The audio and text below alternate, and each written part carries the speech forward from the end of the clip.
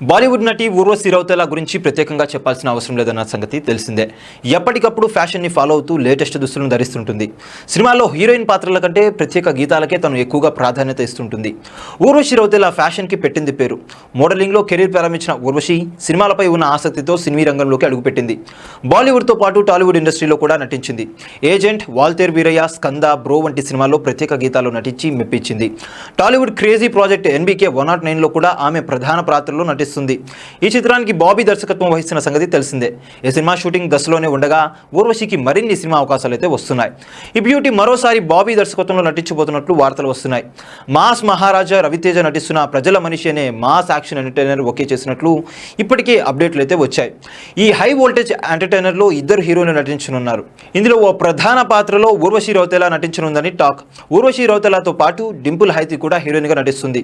ప్రముఖ నిర్మాణ సంస్థ పీపుల్ మీడియా ఫ్యాక్టరీ నిర్మించనున్న ఈ సినిమా 2024 చివరిలో ప్రేక్షకుల ముందుకు రానుంది. ఇదిలా ఉంటే తాజాగా ఊర్వశికి సంబంధించిన ఓ వార్త సోషల్ మీడియాలో హల్చల్ చేస్తుంది. షూటింగ్ సమయంలో ఊర్వశి చేతికి గాయమై ఆసుపత్రిలో చేరింది. అక్కడ చికిత్స తీసుకుంటున్నారు. అయితే దీనిపై ఉమైర్ సంధు సంచలన పోస్ట్ అయితే చేశాడు. ఈ విషయాన్ని ఊర్వశి సోషల్ మీడియా వేదికగా ప్రకటించారు.